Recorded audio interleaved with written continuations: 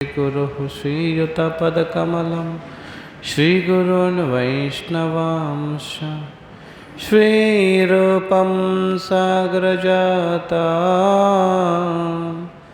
सहगणा रघुनाथान्वितं तं सजीवं साद्वैतं सावधूतं परिजनसहितं कृष्णचैतन्यदेवं श्रीराधा कृष्णपदान् सहगणा ललितां श्रीविशाखान्वितांश्च नमो विष्णुपादाय कृष्णप्रेष्ठाय भूतले श्रीमते भक्तिवेदान्तस्वामिन् इति नामिने नमस्ते सरस्वती देवे गौरवाणी प्रचारिणे निर्विशेषशून्यवादी पाश्चात्यदेशतारिणे वंशकल्पतरुभ्यश्च कृपासिन्धुभ्य एव च पतितानां पावनेभ्यो वैष्णवेभ्यो नमो नमः।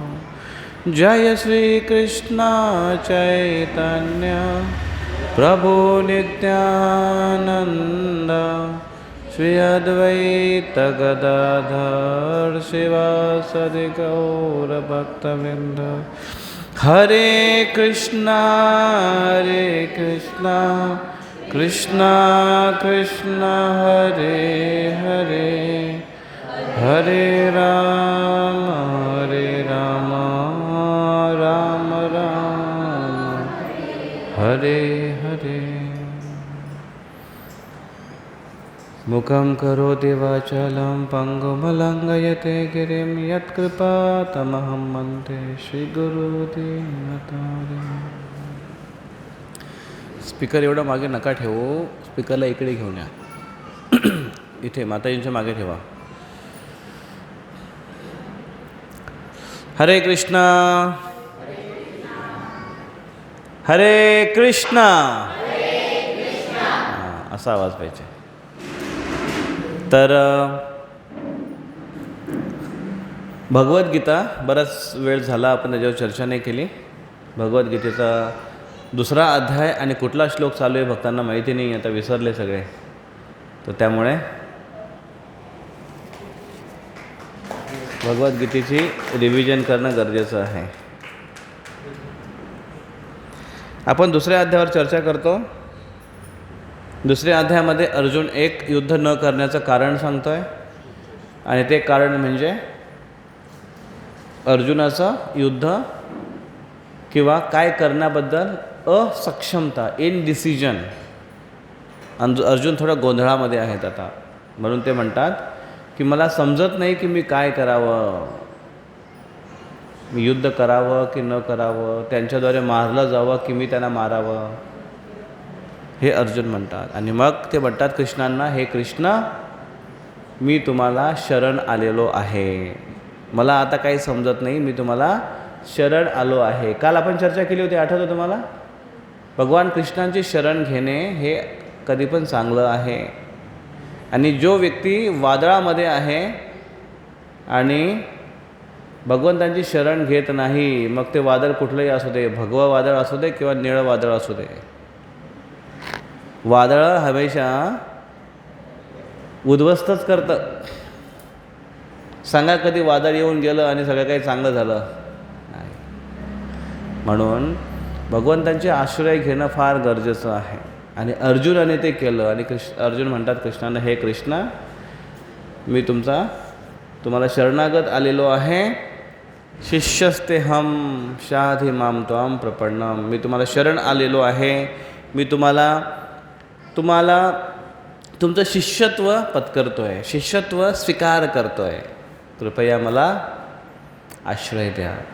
आणि भगवान कृष्णाने त्यांना आश्रय दिला, आणि भगवान कृष्ण हसले, थोडेसे स्माईल केलं की अरे आतापर्यंत मित्र म्हणत होता आणि आता सरळ शिष्य म्हणते, गुरु म्हणतोय। रिलेशनमध्ये कधी कधी असं होतं ना की नवरा बायको दोघे चांगले राहतात आणि अचानक भांडण होतं, आणि भांडता भांडता नवरा म्हणतो अरे मेरी माँ सुधर जाना, तर बायको म्हणते अचानक मेरा रिलेशन बदल गया तथा म्हणते ना असे, अरे मेरी माँ यामुळे कधी कधी म्हणजे अगं ताई तसं नाही ते असं होतं ना कधी कधी.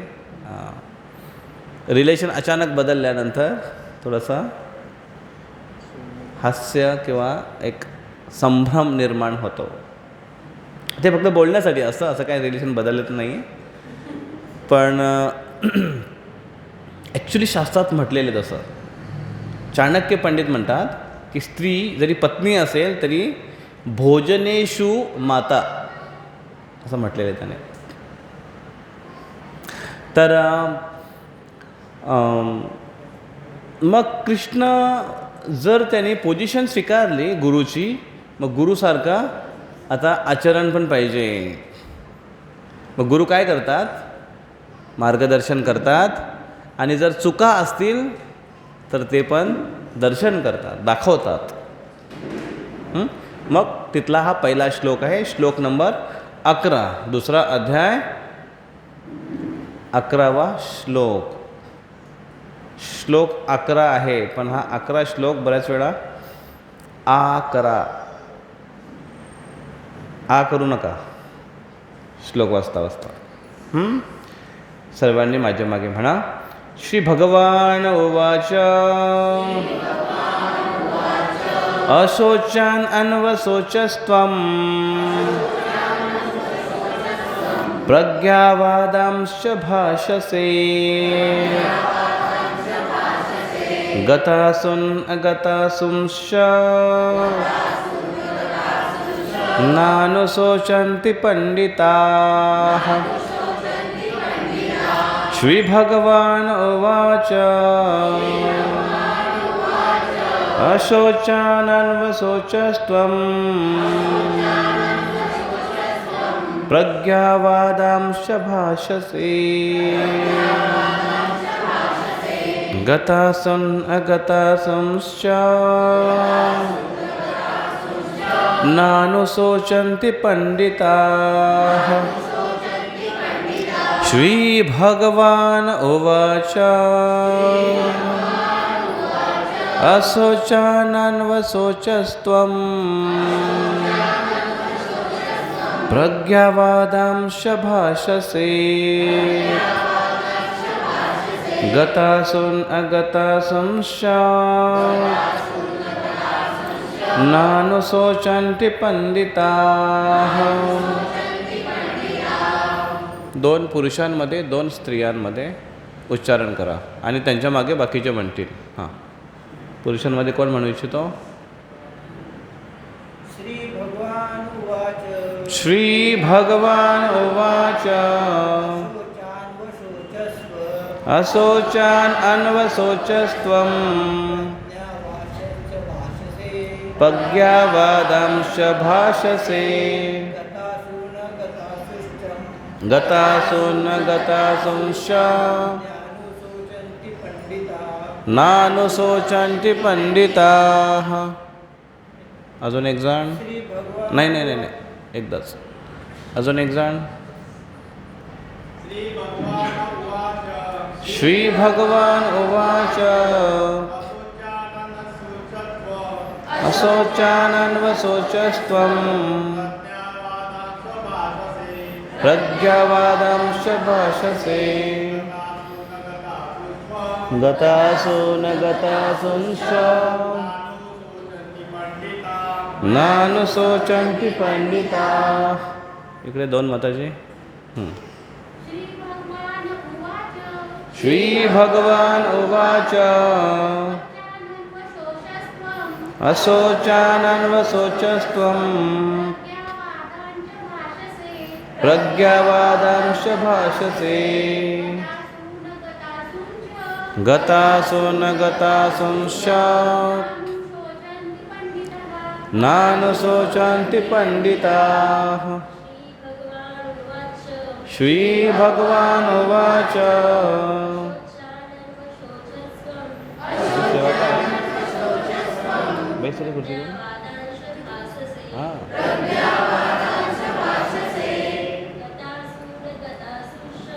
गतासुन गतासुंश्च नानुशोचन्ति पंडिताः.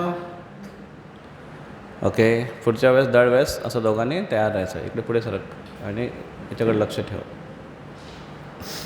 श्री भगवान ओवाच, म्हणजे भगवान श्रीकृष्ण म्हणाले.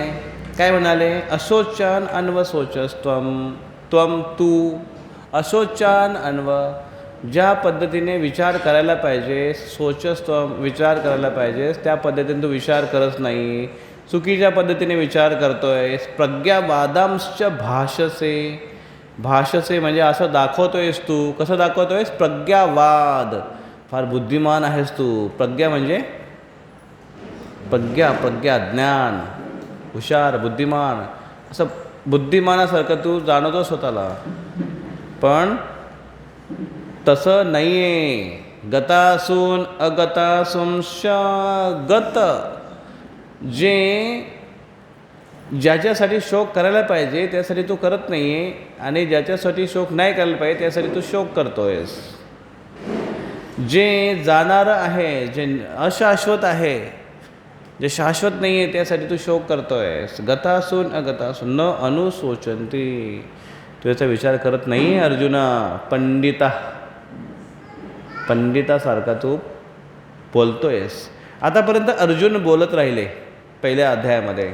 दुसऱ्या अध्यायामध्ये आतापर्यंत अर्जुन बोलत राहिले. बरेचसे प्रश्न विचारले आणि प्रश्न वाजवी होते, योग्य होते. तत्त्वज्ञान चुकीचं नव्हतं, पण चुकीच्या ठिकाणी ते उदाहरण देण्याचा प्रयत्न करत होते आणि म्हणून ते योग्य नाही. एखादी गोष्ट योग्य असेल पण योग्य व्यक्तीने जर नाही केली तर ते चुकीचं ठरतं. एखादी गोष्ट, जसं एकच कुठलं तरी कार्य आहे जे तुम्ही केलं तर योग्य आहे, मुलांनी केलं तर योग्य नाही. किंवा सांगा बरं असं एखादं उदाहरण, जे तुम्ही केलं तर योग्य आहे, मुलांनी केलं तर योग्य नाही.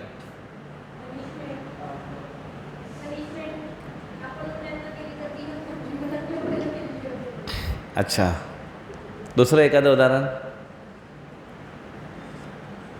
ते कार्य मुलांनी केलं तर योग्य नाही आणि मोठ्यांनी केलं तर योग्य आहे. एखाद्या कामाची जबाबदारी द्यायची आणि ते जर त्याला करता नाही आलं, असं अप्रत्यक्ष नाही, एखादं उदाहरण, प्रत्यक्ष उदाहरण.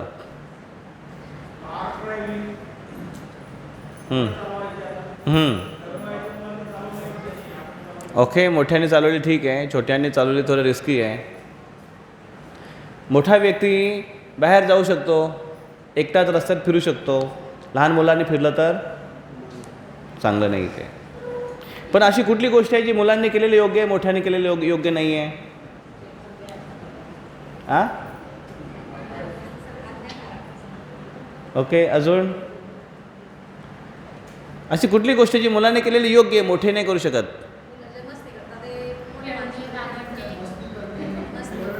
मस्ती करणे, उड्या मारणे. विचार करा, इथून अचानक जर आता गायकवाड प्रभू उठले आणि सगळ्यांना म्हटलं चला खेळायला जाऊया, आणि ते म्हटलं अरे प्रभूजी काय झालं अचानक, आहे की नाही? हां, तर तसं न अनुशोचंती पंडितः, तू फार पंडितासारखा बोलतोयस, प्रज्ञावादांश फार बुद्धिमानासारखा बोलतोयस, पण तू जे करतोयस ते योग्य नाही, जे बोलतोयस ते योग्य नाही. प्रज्ञावादांश भाषसे.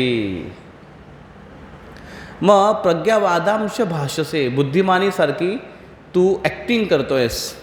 कधी कधी अशी ॲक्टिंग होते की नाही, याला म्हणतात दिखावा.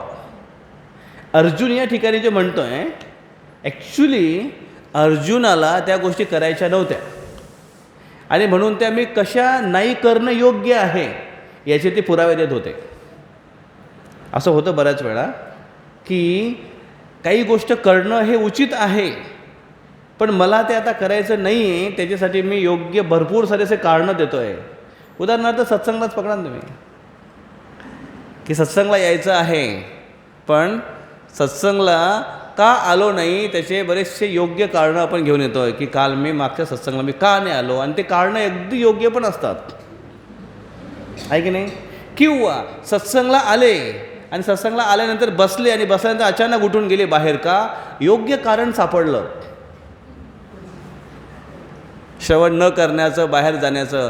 भलेही ते किती कारणं असू दे, सगळ्यात इमर्जन्सी आहे की बसा आणि सत्संग अटेंड करा. हे सगळ्यात महत्त्वाचं कार्य आहे, कारण त्यासाठीच पूर्ण प्रोग्राम डेडिकेटेड आहे. त्यासाठीच काही भक्त लवकर आले, त्यांनी एवढी कुकिंग केली, बनवलं, लॉक करून ठेवलं, इथे येऊन बसले, मांजर येऊ नये त्याच्यामध्ये म्हणून आतमध्ये ठेवून लॉक केलं. हे अतिशय महत्त्वाचं आहे. सगळा याचा उद्देश काय आहे? हे सगळे अरेंजमेंटचे उद्देश काय आहे? हॉल करणं, हॉलचं भाडं भरणं, खुर्च्या लावणं, तो तिकडचं हॉल रूम घेणं, त्याचं भाडं भरत राहणं. सगळ्यांचा उद्देश काय आहे? श्रवण करणे. आणि नेमकी त्याच वेळात आपल्याला योग्य कारणं जर आठवत असतील तर त्याला काय म्हणणार? त्याला म्हणणार प्रज्ञावादांश भाषसे. प्रज्ञावादांश भाषसे. फार योग्य उदाहरणं देतो, योग्य कारण देतोय अर्जुन. आणि आजकालचे अर्जुन तर फार भयंकर कारणं देतील. अहो प्रभूजी, तुम्हाला नाही माहिती किती महत्त्वाचं काम होतं. प्रज्ञावादांश भाषसे. दिखावा. मग दिखाव्यामध्ये बरेच प्रकार आहेत. एक की काही जेन्युइन कारणं देतील की अरे ज्याला म्हणू आपण की इग्नोरंटली फूल. अरे नुसता फूल, त्यात थोडा फरक आहे ना. यू इग्नोरंट फूल, तो मूर्ख, डॅम फूल, त्याच्यामध्ये अंतर आहे. जसं एखाद्या व्यक्तीला जर सांगितलं की अरे तू हे असं असं केलंस, जसं साधं व्यवहारातलं उदाहरण की एखाद्या मुलीला तुम्ही किंवा एखाद्या मुलाला तुम्ही काम सांगितलं आणि त्याने ते नाही केलं, काय कारण असेल? त्याला विचारलं का रे का नाही केलं? बोले विसरला. किंवा तो म्हणतो की मी एकटाच होतो, जाऊ दे, समोर दे, कंटाळा आला, आहे की नाही? हे कारणं कसे आहेत त्याचे?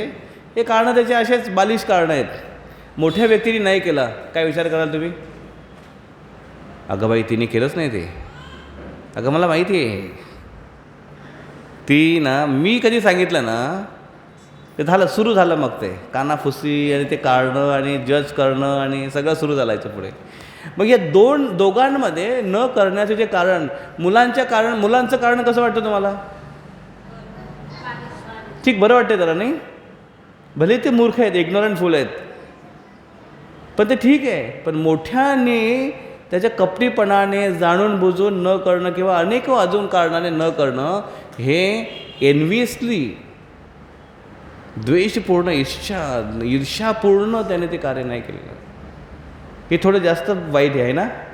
त्यातल्या त्यात अर्जुनाने जे नाही केलं होतं, ते अर्जुनाने जे कारणं दिले होते ते कसं तरी बचाव करण्यासाठी ते कारण दिलं होतं. असे थातूरमाथूर कारणं होते ते, पण फिलॉसॉफिकल होते. त्याच्यामुळे त्याच्यामध्ये इनोसन्सला काय म्हणणार? निरागसता होती. म्हणजे त्याच्यामध्ये असं कापट्य नव्हतं, फक्त एकच कारण होतं की ते टाळायचं होतं. रिझन पण बरोबर होते त्यांचे. ते एक्झॅक्टली ह्या पद्धतीचं नव्हतं दिखावा. पण आज हे कलियुगातलं लक्षण आहे की दिखावा. कलियुगाचे 2 लक्षण आहेत प्रॉमिनंटली, माहिती आहे आपल्याला? कलियुगातले 2 लक्षण, एक आहे कलह आणि दुसरं आहे दंभ. हे 2 मुख्य लक्षण आहेत कलियुगाचे, कलह आणि दंभ. अच्छा, आपले जे लेक्चर होतात, क्लासेस होतात, त्याच्यामध्ये लाईव्ह चालू असताना ऑनलाईन नोट्स काढणं कोणाला जमेल?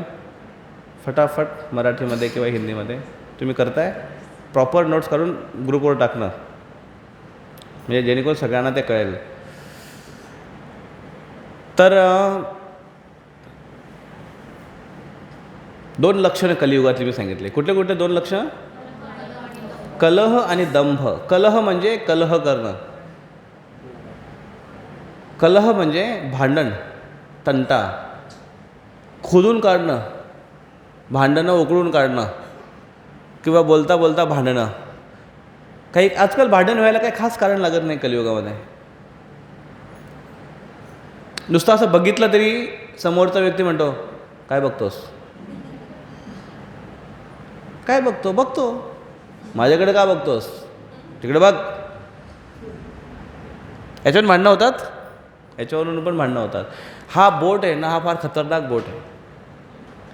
जर तुम्ही हा कोणाकडे दाखवला, काय बोललास, तो म्हणतो तुझं बोट पहिले बाजूला घे, नाही तर तोडून टाकेन. हा बोट सहन होत नाही आहे ना, म्हणून हा बोट आम्ही जप मारतून बाहेर काढतो.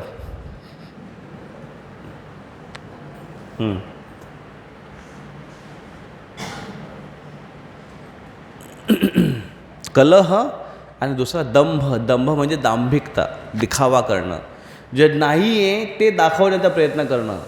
हे कलियुगामध्ये खूप आहे आणि कलियुगातल्या लोकांना खूप चांगलं जमतं ते, आहे की नाही. जरी माझ्यामध्ये ते गुण नसतील तरी पण मी दाखवणार. कधी कधी तर असं पण होतं की आपण ते केलं नाही आणि एखादा व्यक्ती आपली स्तुती करतोय, अरे वा प्रभूजी, अरे वा माताजी, काय सुंदर केलं तुम्ही, वा खूपच छान. आणि माताजी प्रभूजी बोलते, अच्छा ठीक आहे, चला कोणी पण केलं असेल, मला ते स्तुती मिळते, माझं तर कौतुक होतं, बरं झालं. नाही, आपले भक्त तसे नाही आहेत.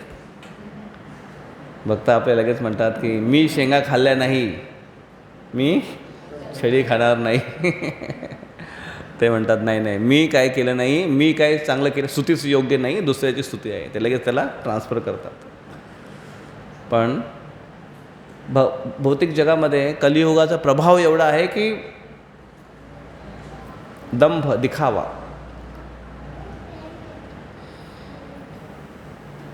भक्तीमध्ये पण असे दिखावे खूप वेळा येतात. भक्तांमध्ये जेव्हा संबंध येतो तेव्हा दिखावापणा खूप येतो. कशाचा दिखावापणा करतो, त्याने कंठीमाळा घातली का, मी पण घालते. अजून तर इकडे आलेलं नाही जामनेरमध्ये अजून कंठीमाळ्याचा शौक. एखाद्याने घातली आणि आजकाल तर लोकांना एवढं कंठीमाळ्याचं, आज बाहेर तर वेड आहे लोकांना.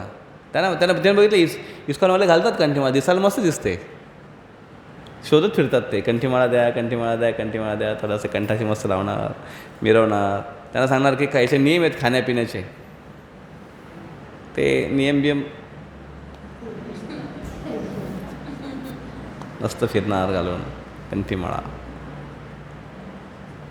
किंवा कंठीमाळा घातल्यानंतर वैष्णव संघामध्ये गेल्यानंतर लोक म्हणतात, अरे प्रभूजी, अरे माताजी, कंठीमाळा धारक आहेत बाबा. पुढे जाऊन तर मग दीक्षा होते. मग दीक्षेनंतर काय नाव लागतं, दास, दासी. आणि सुरुवातीला काय लागतं, हीज ग्रेस, श्रीमान, श्रीमती, मोठ्या मोठ्या उपाध्या लागतात. मग ते जरा असं बरं वाटतं, अच्छा आम्ही विशेष व्यक्ती. तर दिखावा हा मुळात नसावा, हा कलियुगाचं लक्षण आहे. दंभ आणि काय सांगितलं, कलह, खोखलापण. जेव्हा एखादा व्यक्ती दिखावा करतो, तो दिखावा फक्त बाहेरचा एक ढकोसला असतो, आतमध्ये मात्र खोकला समजतो. खोकला नाही, हिंदीवाला आहे तो खोकलापण म्हणजे पोकळपणा. आतून काहीच नाही आहे, सबस्टन्स नाही आहे. म्हणजे काय, प्रज्ञा वादांश भाषसे, फार बुद्धिमानी दाखवतोस पण तुझ्यामध्ये पालन काय करण्याची कॅपॅसिटी नाही आहे. लोकांना सांगतोस खूप पण आचरण नाही आहे. किंवा तुम्ही करताय खूप पण तुमच्याकडे रिअलायझेशन नाही आहेत, तुमच्याकडे त्याची साधना नाही आहे, तुम्हाला त्याची रस नाही आहे. आतमध्ये एक सबस्टन्स ज्याला म्हणतो आपण, ते असणं गरजेचं आहे. ते आपल्याला भक्तीमध्ये टिकून ठेवतं. आपण भक्ती करतो आहे, साधना करतो आहे, जप करतो आहे, ग्रुपवर टाकतो आहे, मी एवढ्या माळा केल्या. आता ग्रुपवर टाकायला काय कोणी किती पण टाकू शकतो, आहे ना. पण वैष्णव फार प्रामाणिक असतात, ते नाही टाकत.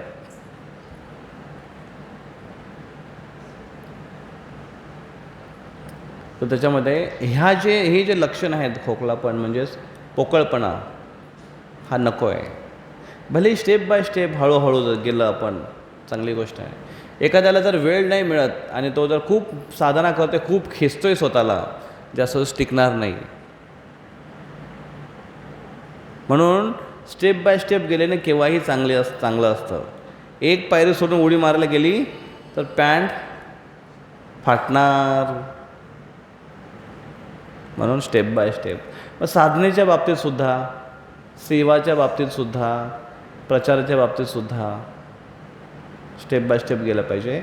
आणि आपण आपल्या अधिकारी व्यक्तींना विचारू शकतो आपली कॅपॅसिटी. कधी कधी असं होतं की आपण थोडा आपला स्पीड स्लो करतो, की मला बाबा एवढं झेपणार नाही, माझ्यात एवढं होणार नाही. कारण आपली योग्यता आपल्याला कधी कधी माहिती नसते, आणि त्याच्यामुळे आपलं विचारलेलं कधी पण चांगलं असतं की आमच्यामध्ये काय कॅपॅसिटी आहे, किंवा हे मला दिलेलं आहे, मी करू शकतो का, करू शकते का. आणि काही दिवस गेल्यानंतर भक्तीमध्ये एक सबस्टन्स येणं गरजेचं आहे. जसं आपण कशाने येतं ते आपल्याला श्रवणाने येते. मॅच्युरिटी ही हमेशा श्रवणाने येत असते. ज्याचा श्रवण खूप चांगला आहे तो व्यक्ती तेवढाच मॅच्युअर दिसतो. शाळेमध्येच बघा ना, एखादा विद्यार्थी जर जास्त चांगला श्रवण करत असेल तर त्याची मॅच्युरिटी बघा, त्याचा अभ्यास बघा, त्याची हुशारी बघा, हो की नाही. हां, त्याची हुशारी असते. आणि जो चांगला ऐकून पण ऐकतोय. काही मुलं ऐकून पण ऐकत नाही, काही मोठे लोक पण ऐकून पण ऐकत नाही. त्यांची मॅच्युरिटी बघा. आणि ते सबस्टन्स आहे, ते आपल्याला एक रस निर्माण करून देतं. एखादा फळ खाताय तुम्ही, टरबूज एवढा मोठा आणला आणि ते म्हटलं वाव, कापल्याबरोबर लाल, अरे लगेच ते तुकडे केले आणि घेतले तुम्ही खात, आणि आतमध्ये खाल्ल्यानंतर बोलतं अरे काही गोड नाही, काय नाही, नुसतं असं वाटतं थर्माकॉल खातोय. आजकाल टरबूज पण असे आहेत, एकदम असे.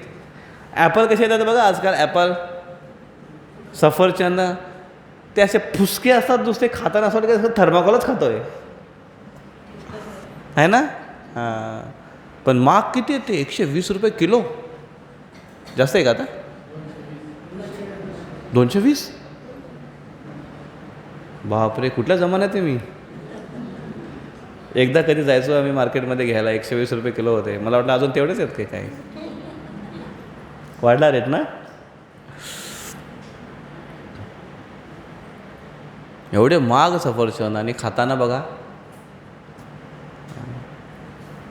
तसं भक्तीमध्ये आल्यानंतर मग हे कशामध्ये येईल, कशाने येईल ती मॅच्युरिटी, ते सबस्टन्स, तो रस, तो आनंद, तो भरीवपणा कशाने येईल, श्रवणाने. आणि त्या श्रवणामध्ये अध्ययनसुद्धा येतं, कारण अध्ययन हे सुद्धा एक श्रवण आहे. असं बोट ठेवून करायचं बघा अगोदर, आठवतं तुम्हाला लहानपणी. आमचे एक सर होते 8वीला, आमचे क्लास टीचर, त्यांना कधी विसरणार नाही मी. खूपच छान सर होते, खूप जीव लावायचे ते स्टुडंटला. एकदा काय स्टोरी घडली सांगू तुम्हाला. ते आमचे क्लास टीचर होते, रोज यायचे आणि त्यांचा सब्जेक्ट घ्यायचे, मराठी शिकवायचे ते. आणि दर गुरुवारी आम्ही नारळ फोडायचो स्कूलमध्ये. तुम्ही फोडायचे का. हां, म्हणजे केव्हा तरी. हां, दर गुरुवारी आम्ही नारळ फोडायचो, आणि नारळासाठी सर आमचे पैसे द्यायचे. एकदा सर पहिल्या क्लास टीचर येतात, आले नाही. आणि आमचा मॉनिटर आणि बाकीच्या मुलांनी विचार केला की अरे सर नाही आले म्हणे, आज सर आले नाही आहेत, पण गुरुवार आहे, नारळ तर फोडलं पाहिजे. मग त्यांनी असं केला विचार की सगळ्यांनी 25-25 पैसे काढा. त्यावेळेस 25 पैसे म्हणजे फार मोठी किंमत होती 25 पैशाला. 25-25 पैसे सगळ्यांकडेच नव्हते, ज्याच्याकडे होते सगळ्यांनी जेवढ्याने शक्य होईल तेवढ्याने दिले. नारळ त्याच्यामध्ये आला, त्याच्यामध्ये साखर आली, त्याच्यामध्ये अगरबत्ती आली, आणि त्याच्यामध्ये मॅचेस पण आला. 25 पैशाच्या एकत्रीकरणाने एक काहीतरी 7-8 रुपये जमा झाले होते, 5-7 रुपये जमा झाले होते. 25-25 रुपये बघा ना, 8 रुपयाचे 25 पैसे किती झाले. 8 चौक 32 मुलांना दिले पाहिजेत. आहे ना, 50-60 मुलांचा वर्ग आहे, सगळ्यांनी दिले नाही. आणि मग आम्ही नारळ फोडला, प्रार्थना केली, अगरबत्ती ओवाळली, नारळ फोडला, खोबरं सगळ्यांना वाटलं, प्रसाद. त्याच्यानंतर क्लासरूममध्ये गेलं सगळ्यांना वाटायला. आणि क्लासरूममध्ये गेल्यानंतर बघितलं रे आपले सर तिथे आहेत. मग सरांना पण दिलं, सर प्रसाद. ते बोलले प्रसाद? बोले सर नारळ फोडला आम्ही. सर म्हटले की पण मी तर तुम्हाला पैसे दिले नाही, तुम्ही कुठून आणले? बोले सर आम्ही प्रत्येकाकडून वर्गणी काढली, 25-25 पैसे काढले. आणि सर असे भडकले, कोणी सांगितलं तुम्हाला करायला? चल स्कूलमध्ये क्लासमध्ये बैस. आणि सर आले तिकडनं, छडी घेऊनच आले. आणि आतमध्ये आल्याबरोबर एकदम रागावले होते. आणि सगळे मुलं उभे राहिले, वेलकम सर. आणि सगळे उभे राहिले. आणि सर म्हटले तुम्हाला कोणी सांगितलं 25 पैसे काढायला? तुम्हाला माहीत आहे हे 25 पैसे कमवण्यासाठी किती मेहनत करावी लागते तुमच्या पॅरेंट्सला, तुमच्या आईवडिलांना किती खस्ता खायला लागतं तुम्हाला माहिती आहे 25 पैसे म्हणजे काय असतात? तुम्ही जेव्हा शेतात जाऊन काम कराल, जेव्हा मजुरी कराल, वर्किंग कराल, तेव्हा तुम्हाला कळेल एक 25 पैसे म्हणजे काय असतं ते. तुम्ही कसे काय असे 25 पैसे काढू शकता आणि कोणाला विचारून तुम्ही केलं?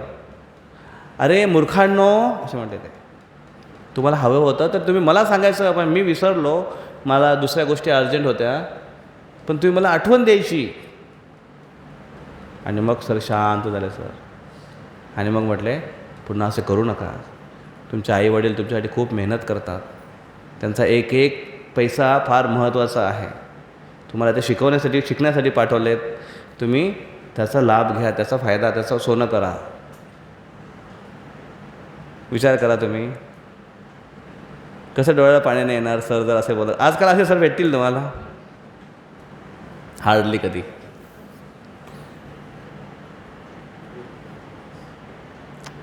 आणि मग आम्हाला वाटलं अरे त्याच्याने जास्त त्यांचं जे ओरडणं होतं डाट, ते असं नव्हतं ना, त्याच्याने वाईट नाही वाटलं. त्याच्याने सरांच्या प्रती अजून प्रेम निर्माण झालं, आदर वाढला. ते अजून माझ्या लक्षात येतो प्रसंग. पण हा प्रसंग मी का सांगितला तुम्हाला सरांचा क्लासमधला? त्याच्या अगोदर काय सांगत होतो दुसरा?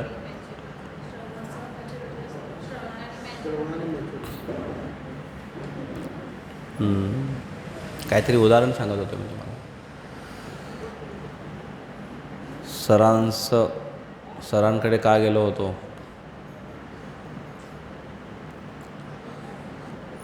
तर ठीक आहे, श्रवण हे खूप जास्त तुम्ही विसरता, मी पण विसरतो. मग ते आमचे सर जे आहेत ते सांगायचे की वाचताना बोट ठेवून वाचा. बोट ठेवायचं असं, बोट ठेवून वाचा, असं उभं राहून वाचन घ्यायचे की नाही, उभं राहून. एक मुलगा उभं राहायचा आणि तो वाचायचा, बाकी मुलं सगळे बोट ठेवायचे. मग एक मुलगा वाचतो, बाकीचे मुलं असे बसायचे. ते बोले बोटं ठेवा रे, बोटं ठेवा. मग ते म्हटले हे बोटं ठेवायचं म्हणजे काय माहिती आहे? हे बोटं ठेवायचं म्हणजे आपण विद्यादेवीला प्रार्थना करतो, हे विद्यादेवी हे मला आलं पाहिजे, हे मला आलं पाहिजे, म्हणून प्रत्येकाच्यावर बोटं फिरवा. म्हटलं वाव, काय ह्या व्यक्तीकडे अंडरस्टँडिंग आहे. या गोष्टी अजूनही लक्षात आहेत ते सरांच्या. हे मला आलं पाहिजे. तसं आपण जे वाचतोय ना आध्यात्मिक भगवद्गीता वाचतोय ना, हे मला आलं पाहिजे, हे मी शिकलो पाहिजे, हे माझ्या व्यवहारात आलं पाहिजे. तर मला आलं पाहिजे म्हणजे अद्रक नको, आलं पाहिजे. त्याच्याने श्रवण आणि अध्ययन याच्याने मॅच्युरिटी येते. आणि ती मॅच्युरिटी येण्यासाठी व्यवहार किंवा सेवा कारण आपण जेव्हा अध्ययन करतो, जेव्हा आपण श्रवण करतो आणि त्याच्यामध्ये आपण कशा पद्धतीने डिवोशनल सर्व्हिस केली पाहिजे. भक्तीची परिभाषा प्रभुपाद जे काय करतात, डिवोशनल सर्व्हिस, भगवंतांची केलेली प्रेमयुक्त सेवा, याला म्हणतात भक्ती. भक्ती म्हणजेच सेवा, नम्रपणे प्रेमयुक्त केलेली सेवा.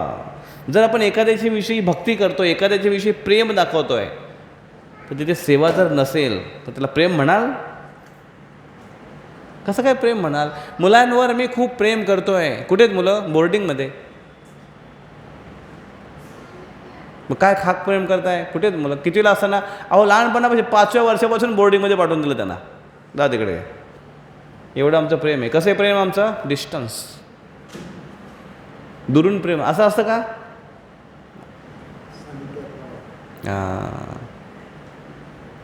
जर एखादा नवरा म्हणतो माझ्या बायकोवर मी खूप प्रेम करतो, आणि म्हणून तिच्या आवडत्या ठिकाणी मी तिला हमेशा ठेवतो. कुठे? माहेरी. बायकोचं आवडतं स्थान काय आहे? माहेर. मग काय खाक प्रेम करतोय तो? इथे कुठे? मी इकडे आहे आपल्या घरी.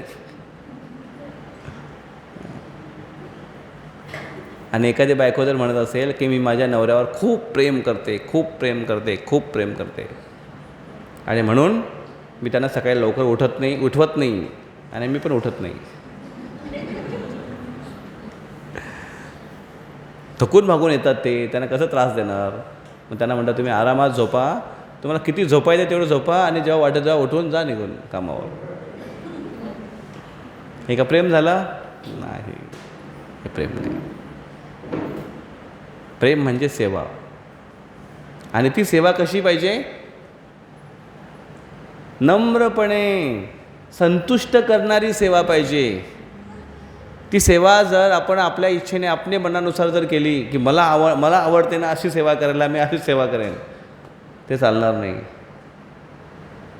नवरा जर थकून भागून आला आणि तो बसला आणि त्याने म्हटलं की फार गरम झालं आहे, जरा एक ग्लास पाणी आण थंड. ते म्हणजे नाही, मी तुमच्यासाठी गरम गरम दूध आणते मस्तपैकी, पौष्टिक दूध, तुम्हाला याच्याने नरिशमेंट मिळेल. ते बोले अगं मला दूध नाही, पाणी पाहिजे, पाणी.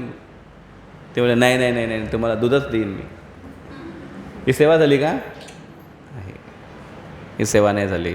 सेवा आहे ती, पण ती त्याला सॅटिस्फाईड करणार नाही आहे, आनंद देणारी नाही आहे. मग त्याच्यामुळे त्याला सेवा नाही म्हणता येणार.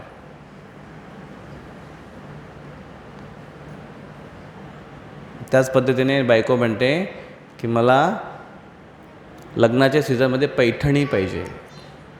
नवरा म्हणतो नाही, मी कांजीवरमच घेऊन येईन. जुनं झालं का आता हे सगळं? चालतंय सध्या? नवीन काय सांगा जरा, मी जरा जास्त अपडेटेड नाही याच्या बाबतीत. नाही का? ओके. आजकाल असेल ना नवीन काहीतरी. मुलींच्या बाबतीत काय? गोपी ड्रेस. भक्तीमध्ये आल्या काय? गोपी ड्रेस पाहिजे, गोपी ड्रेस. आजकाल गोपी ड्रेस फक्त मुलीच नाही, स्त्रिया पण घालतात, आहे ना? त्यांना वाटते की गोपी अशा ड्रेस घालून फिरायच्या. गोपी अशा नव्हत्या घालत. तर दुकानदाराने तुम्हाला टोपी लावली आणि गोपी ड्रेस दिला आहे. सेवा म्हणजे संतुष्ट. आणि सेवेमध्ये जर नम्रता नसेल तर ते आनंददायक असेल सेवा? नाही. या तुमचे पाय दाबून देतो. आणि नखं असे वाढलेत, कसं टोचते बिचारी, पाय दाबून देते. सेवा होईल ती? नाही होणार. पूर्वी आम्हाला सांगायचे, आम्हाला फार कंटाळा यायचा, कोणाची कंबर दोघं मोठ्यांचे, तेव्हा जर पाठीवर उभे राहतात ना, पाठीवर उभे राहा. आजकाल तर पाठीवर उभे राहतो म्हणाल की काय दुखते? पाठ दुखते. म्हणजे गळा पण दुखतो का?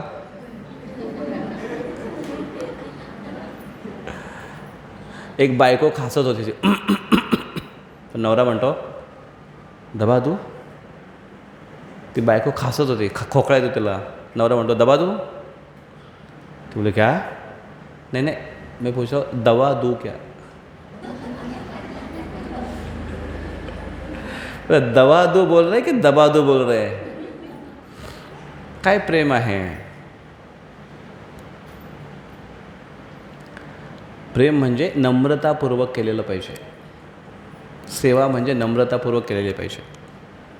मग तुम्ही बघितलं, आम्ही जेव्हा हे गोष्टी बघायचो ना, आम्ही जेव्हा मंदिरात जायचो, इस्कॉन मंदिरामध्ये मोठ्या मुंबईला, तर तिथे मी तो कल्चर बघितला की एवढा चांगला कल्चर आहे तो की प्रसाद घ्यायला सगळे बसले आणि जे भक्तगण सेवा करतात वाढतात त्यांना बरोबर.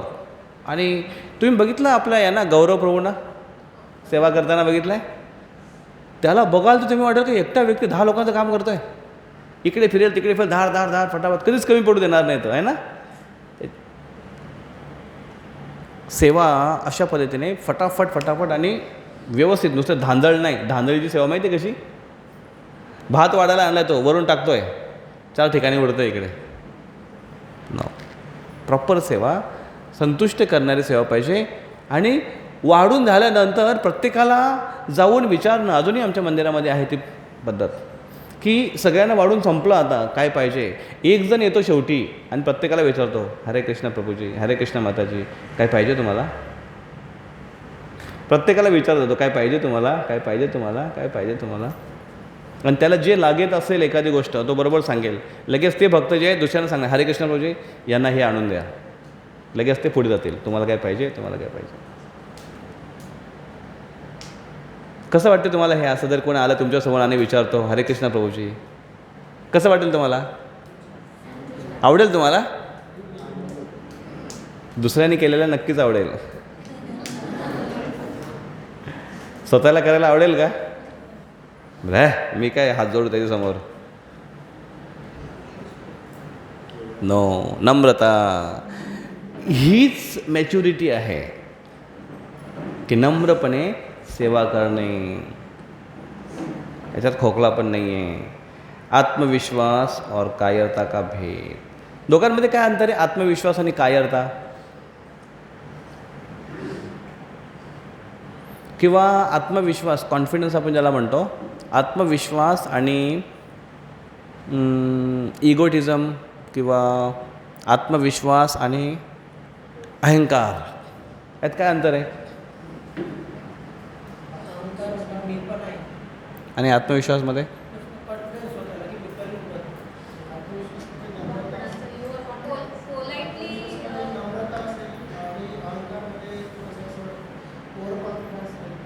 ओके. ओव्हर कॉन्फिडन्स म्हणजे अहंकार. ओके. जे केलं तेच योग्य आहे. हां. आणि आत्मविश्वास म्हणजे तोच मला आत्मविश्वास आहे की मी जे केलं ते योग्य आहे. ओके. आणि अहंकारामध्ये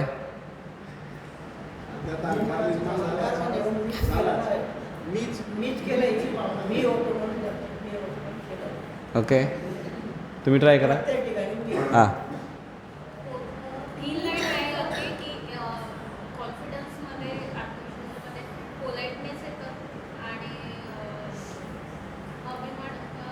अहंकारामध्ये इगो येतो. इगो म्हणजे अहंकार. हां. ओके. ओके. तुम्ही ट्राय करा.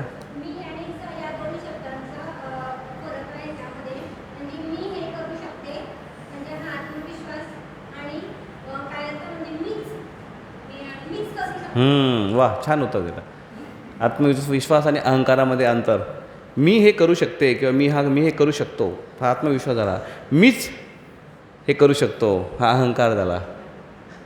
मीच करू शकतो, दुसरा कोण करू शकत नाही, आहे ना. त्याच्यामुळे या गोष्टीचा भेद जाणणं आवश्यक आहे. प्रज्ञावादांश भाषसे. मग भगवंतांनी कृष्णाने काय सांगितलं? दिखावा करतो असतो, ते दिखावा योग्य नाही आहे, जे काही कलियुगाचं लक्षण आहे. मग काय म्हणतात? अर्जुन तो मूर्ख हो, कृष्ण कहे. कैसे, कुठल्या याच्यामध्ये म्हटलेलं आहे? न अनुशोचंती पंडिता प्रज्ञावादांश भाषे. गतासून अगतासूंश न अनुशोचंती पंडिता. अर्जुन, तू ज्या गोष्टीसाठी शोक करायला पाहिजेस नाही पाहिजे त्यासाठी तू शोक करतोस, तू मूर्ख आहेस. आणि कृष्ण अशा पद्धतीने कृष्णाचं म्हणणं हे योग्य आहे. यस, योग्य आहे. तर अशा पद्धतीने इथे आपण एक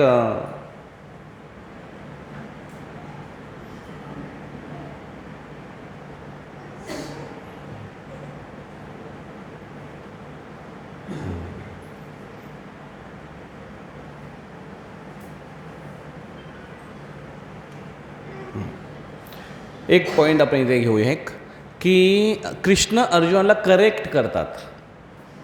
त्या करेक्शनच्या मागे काय काय अर्थ आहे का, किंवा करेक्शन कोण करू शकतो.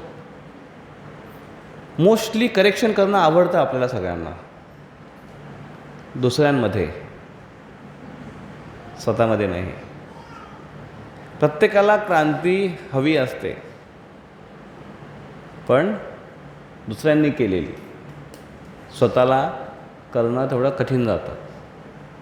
Art of correction. कृष्ण इथे अर्जुनाला करेक्शन करतायत की अर्जुन, तू जे काय करतो, जे काय बोलतो ते चुकीचं आहे. मग कोणाला करेक्शन केलं जातं हे बघू, आणि कृष्णाने कसं केलं, योग्य केलं का ते बघू. केवळ शरणागत के प्रती करेक्शन कोणाला द्याल तुम्ही? शिष्यांना द्याल तुम्ही, जो तुमच्याकडे आलेले आहे आणि तो म्हणतो की प्लीज मला सांगा मी बरोबर आहे की चुकीचं आहे. त्याला आपण सांगणं योग्य आहे की इथे बरोबर केलंस तू आणि छान केलंस तू, इथे थोडं चुकलंस, इथे थोडं असं असं कर, होय की नाही. जो शरणागत आहे त्याला करेक्शन करणं योग्य आहे, किंवा त्यालाच करेक्शन मिळतं, सुधारणा मिळते जो शरणागत आहे. आणि जर आपल्याला जर करेक्शन मिळत असेल, आपल्याला जर सांगितलं जात असेल की हे असं असं असायला पाहिजे, असं असं करा, याचा अर्थ आपण शरणागत आहे. आणि जर आपल्याला तसं मिळत नसेल, करेक्शन मिळत नसतील, आणि आपल्याला फक्त गुडी गुडी शब्द मिळत असतील, याचा अर्थ आपण अजून शरणागत झालेलो नाही आहे, म्हणून आपल्याला करेक्शन मिळत नाही. शरणागतांना करेक्शन मिळतं. का बरं शरणागत व्यक्तीलाच करेक्शन दिलं जातं, जो शरणागत नाही त्याला का दिलं जात नाही? कारण काय असेल? तो स्वतःहून त्याच्याकडे आलेला असतो. बरं, मग हो स्वतःहून आला, मग का? जे काय आपलं चुकत असेल काय ओके त्याची मार्गदर्शन ओके करतात. ओके ओके अजून ट्राय करू शकतो कोण? का बरं शरणागतांनाच आपण करेक्शन केलं पाहिजे? ओके, शरणागत बदल होऊ शकतो. Nice point. बदल नाही करू शकत. गुड. अजून ते स्वतःची इच्छा आहे म्हणून तो गेला. गुड. अजून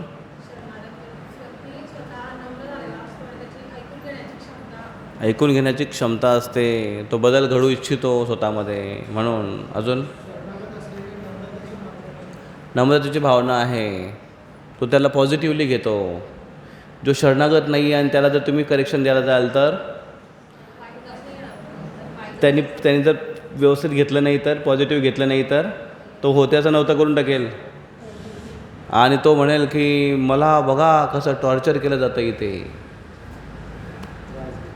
त्रास दिला जातो मला किती. मग विचार करा, भगवंतांना जर आपण म्हणतो की हे भगवंता कृपया मला तुम्ही मार्गदर्शन करा, आणि भगवंत जर सांगत नाही, याचा अर्थ आपण शरणागत नाही अजून. आणि भगवंत पण फुल सरेंडर झाल्याशिवाय सांगत नाही, किंवा त्याला प्रचिती देत नाही. का? कारण जर एखादी गोष्ट सांगितली गेली, एक तर तो डिसरिस्पेक्ट करून अनादर करू शकतो, तो ती गोष्ट पालन नाही करणार, आणि दुसरा त्यांनी जर त्या गोष्टीला चुकीचं घेतलं तर तो ब्लास्फेम किंवा ब्लेम करू शकतो. म्हणून शरणागतांनाच फक्त मार्गदर्शन दिलं जातं किंवा जावं. तर मग जर आपल्याला मार्गदर्शन हवं असेल तर आपल्याला शरणागती दाखवणं गरजेचं आहे. शरणागतीचं एक लक्षण काय? स्वतःहून विचारणं किंवा व्यवहारातून शरणागती दाखवणं. कधी कधी लोक शरणागती आपल्या शब्दातून दाखवतात की प्लीज आम्हाला सांगा, तुम्ही मार्गदर्शन करा. कधी कधी काही असं वेळेस अशी गोष्ट घडते की एखादा भक्त फार उत्साही असतो आणि प्रवचन नंतर त्याला विचारलं जातं की एनी क्वेश्चन्स. मग लगेच तो म्हणतात माझा एक प्रश्न आहे. मग त्याचा प्रश्न विचारणार ते, आणि उत्तर द्यायला सुरुवात केली की उत्तर द्यायला सुरुवात करतानाच त्याचा मध्येच फोन वाजला की तो फोन घेऊन गेला बाहेर.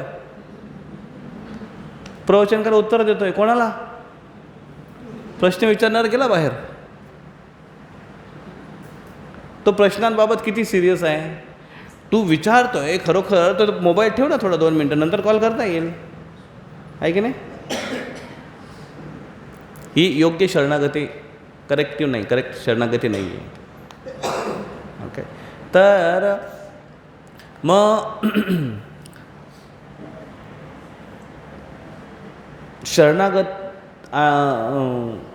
मग ही फक्त शब्दांची शरणागती आहे, फक्त शाब्दिक तो बोलताना बोलतो आहे, व्यवहारात नाही आहे.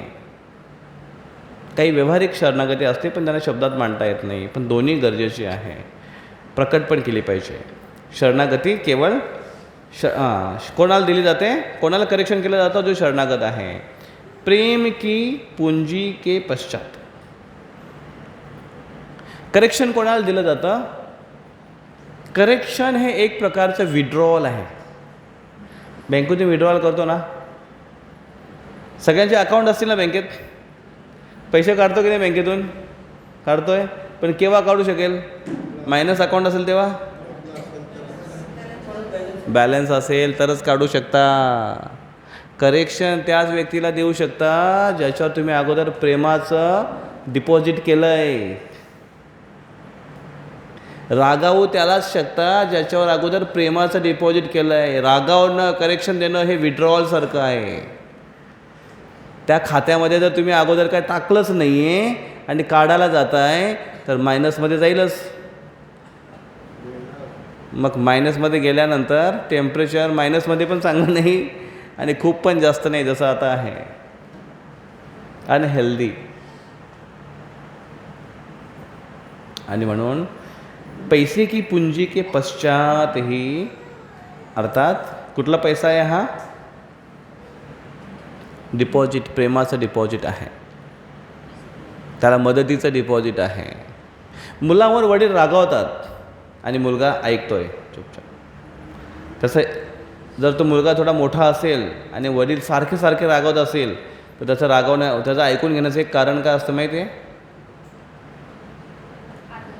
फक्त शिक्षण होऊ दे, मग बघतो तुम्हाला. का?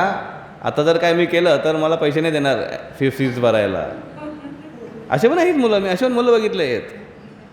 थोडं थांबा जरा, शिक्षण होऊ दे, मग दाखवतो तुम्हाला सगळं. पण वडिलांचं प्रेम आहे मुलांवर, ते रागावतात.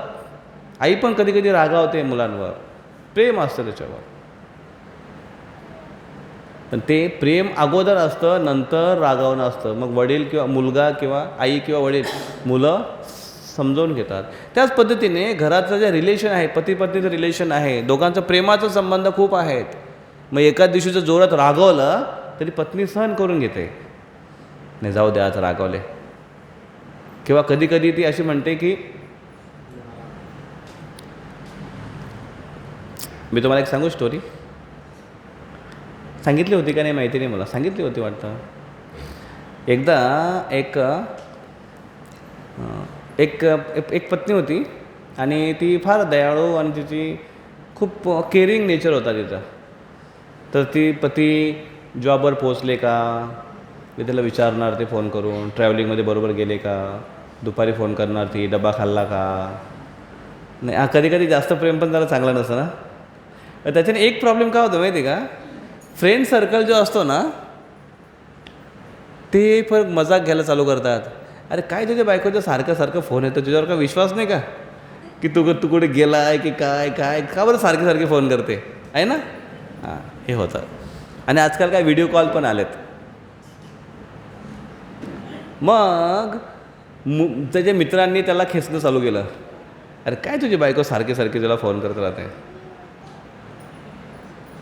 आणि तो म्हणतो काय नाही रे, ती काळजी करते खूप, तुला काय काळजी बिळजी नाही आहे, तू घाबरतो, सरळ सरळ सांग ना, आणि म्हणून तू फोन उचलतोस. तर हे त्यांचं रोजचं चालू होतं. आणि एक दिवशी थोडं जास्त झालं, दुपारच्या वेळेस, जेवणाच्या वेळेस, प्रसाद डब्याच्या वेळेस तिने बायकोचा फोन आला आणि ह्यांनी तो फोन स्पीकरवर लावला. बायकोचा फोन जनरली कोण करत नाही, याने स्पीकरवर लावला आणि स्पीकरवरच त्याने बायकोला असं झापलं की तुला समजत नाही का, 5-4 वेळा फोन करतो मी, काय कामात असेल, काय असेल, जेवलं का, हे केलं का, ते केलं का, काय सारखं सारखं फोन करत राहते का, तुला कामधंदे नाहीत का, काय का मला काय उद्योग नाहीत का. त्याने खूप झापलं तिला. ती बायको म्हटली, हो सॉरी, मी चुकीच्या वेळात फोन केला का, तुम्ही थोडं टेन्शनमध्ये असाल, तुम्हाला कामाचा टेन्शन असतो, त्याच्यामुळे तुम्हाला कदाचित थोडा राग असेल, सॉरी मी फोन नाही करायला पाहिजे होता. आणि ठेवलं तिने फोन. बाकीचे मित्र, हे सगळं स्पीकरवर होतं, बाकीचे मित्र म्हटले बाप रे काय बायको यार तुझी, एवढा तू रागावून तो ते म्हटले आमची असती ना तर आमचीच काढली असती. मी एवढं तुम्हाला तुमची काळजी घेते, फोन करते आणि तुम्ही मलाच रागवता. बापरे. मग त्याच्यानंतर मग तिने फोन नाही केला, तिच्या मनामध्ये तसं वाटत होतं. आणि त्याच्यानंतर जेव्हा मग संध्याकाळी ते जेव्हा घरी गेले आणि त्याचा तो प्रसंग होता तेवढं संपलं, पण हिच्या डोक्यामध्ये ते दिवसभर चालू होतं की अरे मी चूक केली फार, मी त्यांना असं इरिटेट नाही करायला पाहिजे होतं, मी सारखं फोन करते, चुकीचं करते, असं तिच्या मनामध्ये होतं. आणि तिने मग संध्याकाळी आल्यानंतर मध्ये आले, आंघोळ गेली, प्रसाद दिला, जेवायला दिलं. त्याच्यानंतर मग तिने विषय काढला की सॉरी तुम्ही काय टेन्शनमध्ये होते का आज काय प्रॉब्लेम झाला का कामामध्ये, आज काय, असं ती विचारायला लागली. तिची ही काळजी म्हणून ते विचारत होते. आणि त्याला वाटलं की अरे काय किती एवढा विचार करते. मग त्यांनी सांगितलं, ते म्हणजे ॲक्च्युली तसं नव्हतं, याचं कारण असं होतं की माझे मित्र माझे फार खेचत होते आणि त्याच्यामुळे मी स्पीकरवर लावला आणि थोडा जोरात ओरडलो. पण त्याच्या ओरडाचं कारण हे ते नव्हतं, लोकांना त्यांना दाखवायचं होतं की बाबा मी बायकोला घाबरत नाही. आणि त्याच्यात तू असा रिप्लाय दिला, त्याच्यामुळे ते सगळे शॉक झाले आणि त्याने खूप तुझं कौतुक केलं, असं तो तिला सांगते बायकोला. तुझं खूप कौतुक केलं की काय भाग्यवान आहेस तू की तुला एवढी चांगली बायको भेटली. मग ती म्हणते नाही नाही नाही नाही नाही मी कशी चांगली नाही वगैरे वगैरे वगैरे. कसं वाटलं ऐकून? हरिबल वाटलं ना?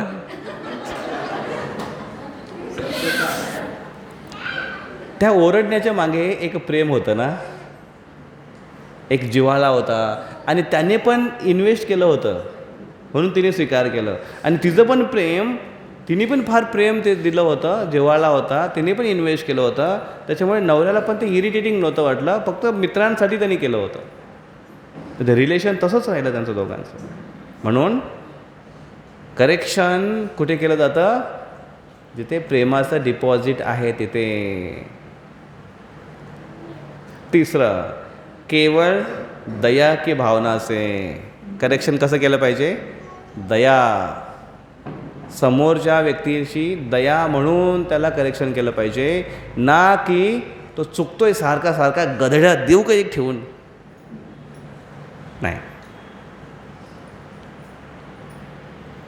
दया का बरं येते?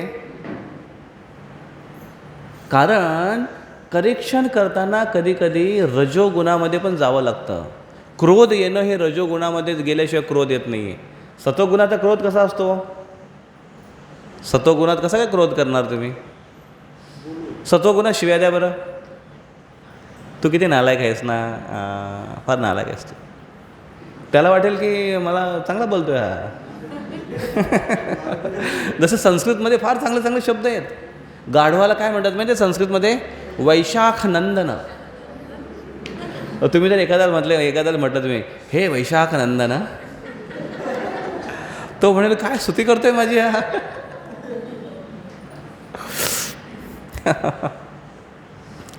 रजोगुणात यावं लागतं. टेम्पर, क्रोध येण्यासाठी रजोगुणात यावं लागतं. आणि रजोगुणामध्ये आल्यानंतर, क्रोध आल्यानंतर फार लॉस होतो, खूपच लॉस होतो.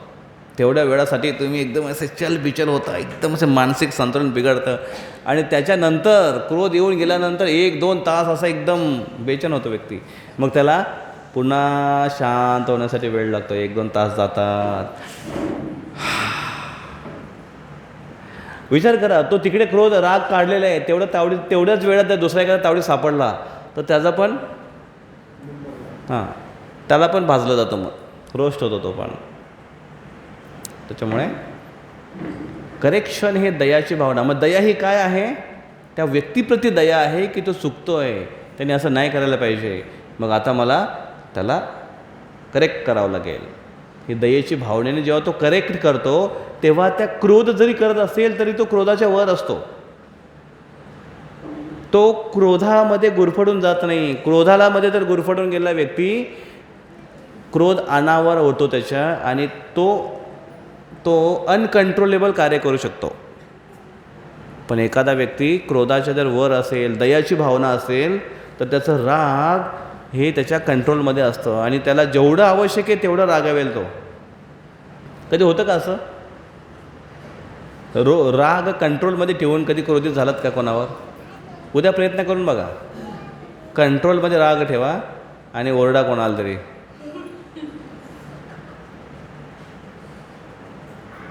थोडं कठीण आहे ते, पण दयाची भावना हमेशा असायला पाहिजे. उद्देश को ना भूलते हुए. कशासाठी रागवतोय? तुम्ही बघितलं असता खूप वेळा की मुलगा 4-5 वेळा तिथेच जातोय जिथे तुम्ही त्याला जायला नाही सांगितलं, बरोबर? आणि गेल्यानंतर धाडसे आपटलं आणि असं लागलं, त्याच्या खरचटलं, रक्त निघायला लागलं आणि बोंबलायला लागलं हॅ. आणि आई येते त्याजवळ. आई पहिलेच इरिटेट झालेली आहे, सांगतून ऐकत नाही. तिथून पडलं आणि रक्त निघालं. मग आई काय करते? उचलते आणि त्याच्या पाठवून धामचं देऊन ठेवून देते. असं होतं ना? अरे तो ऑलरेडी पडला आहे, त्याचे एवढं लागलं आहे, त्याला आता दयेची गरज आहे, त्याला मदतीची गरज आहे. आई येऊन काय करते? फाटकन एक देऊन टाकते आणि फाटकन दिल्यानंतर मग त्याला कडेवर घेते आणि पप्पी घेते. समजतच नाही नक्की ते काय प्रकार येतो. प्रेमाचा प्रकार, भलताच प्रकार येतो. पॅरेंटिंगमध्ये, सायकोलॉजीमध्ये असं म्हटलं जातं की जेव्हा मुलगा अशा भयानक अवस्थेमध्ये असेल तेव्हा तुम्ही त्याला इरिटेट जरी असाल तरी त्याला मदतीची गरज आहे, हे लक्षात ठेवा. उद्देश कधी विसरू नका. भले तो आत्ता पडला आहे, अबोध आहे, पुढे जाऊन मोठं झाल्यानंतर पण तो पडू शकतो. फक्त जमिनीवर नाही, कॅरेक्टरमधून पडू शकतो, त्याच्या एज्युकेशनमधून पडू शकतो, भरपूर गोष्टीमध्ये तो पडू शकतो आहे. तिथे त्याला तुमची मदतीची गरज आहे. आणि ती जर तुम्ही लहानपणापासून जर त्याला सवय लावली असेल किंवा त्याला तो प्रेमाचा हात दिला असेल तर मोठ्या झाल्यावर भयानक जरी गोष्टीतून पडला तरी तुम्हाला मदतीची हाक मागेल. पण जर तुम्ही लहानपणापासून त्याला ठोकण्याची जर सवय लावली, मोठा झाल्यावर पडतानाच किंवा पडल्यानंतर कधीच तुम्हाला विचारणार नाही. का? त्याला माहिती आहे फटका मिळतो. मग सांगा बरं कुठला लॉस आहे? लॉस आहे की नाही हा? म्हणून उद्देश लक्षात ठेवणं गरजेचं आहे. जेव्हा आपण करेक्ट करतोय, दया पाहिजे, उद्देश पाहिजे, योग्य कारण पाहिजे. करेक्ट करण्यासाठी योग्य कारण पाहिजे, रागवण्यासाठी योग्य कारण पाहिजे. अजून भरपूर आहे त्याच्यामागे करेक्शनसाठी. काय भरपूर आहेत अजून? तुम्ही कोणाला करेक्ट करताय? Are you a right person to correct?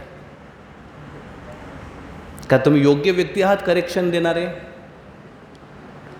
वडील काहीतरी करताना चुकतायत, मुलाला दिसतंय ते, पण तो योग्य व्यक्ती आहे करेक्ट करणारा? नाही. करेक्शन करण्यासाठी योग्य व्यक्ती पाहिजे. करेक्शन करण्यासाठी योग्य वेळ पण पाहिजे. की तुम्ही योग्य वेळी करेक्शन करताय की वेळ जाऊ दिल्यानंतर करेक्शन करायला जाताय जेव्हा मोठा लॉस झाला, किंवा जेव्हा तो लगेच करेक्शन स्वीकार करू शकत नाही म्हणून थोडं थांबा आणि नंतर करेक्शन द्या. तुम्ही एखादा छानसा प्रोजेक्ट केला आहे, तुम्ही सुंदर असा पक्वान्न बनवला आहे, खूप सकाळपासून मेहनत करताय, का? त्यांचा वाढदिवस आहे आज. आणि संध्याकाळी जेव्हा जेवायला तुम्ही वाढताय आणि वाढल्याबरोबर एवढे सगळे पंचपक्वान्न बनले, त्यातला एक व्यंजन तुम्ही तोंडात टाकताय आणि तुम्ही तोंडात टाकल्याबरोबर म्हणताय कोणी बनवलं आज? मग ती लाजत म्हणते मीच थोडा प्रयत्न केला. अरे काय बनवलं याच्यामध्ये? मीठ पण नाही टाकलेलं तू. झालं, सगळा मूड ऑफ करून टाकला. ठीक आहे, करेक्शन द्या, पण एवढं बनवलं सकाळपासून, काहीतरी चांगलं असेल ना. 2 शब्द ॲप्रिशिएशनचे तरी द्या. एवढी मेहनत करून म्हणले बापरे एवढे पदार्थ बनवले तू एकटीने बनवले, थँक्यू. मग ती मला तुमचा वाढदिवस होता, हो थँक्यू व्हेरी मच. थोडं खाल्ल्यानंतर त्याला कळतं कुठलं बरोबर आहे, कुठलं काय बरोबर. तिला पण समजणार आहे, ती खाणार आहे ना नंतर, तिला पण समजणार आहे. पण लगेच करेक्शन देणं, एवढी मेहनत केल्यानंतर लगेच करेक्शन देणं, ते स्वीकारलं नाही जात. योग्य वेळ पाहिजे. खाल्ल्यानंतर, तिने स्वतः घेतल्यानंतर मग तिला सांगता येईल हां खूप छान होतं, याच्यात थोडंसं हे पाहिजे होतं, याच्यात थोडं पुढच्या वेळेस ना थोडं असं कर. झालं. पण लगेच जर करेक्शन आलं तर मग ते काय म्हणते, तुम्हाला ना सारखे दोषच दिसतात, भांडणं सुरू होतात. Are you a right person to correct? Yes.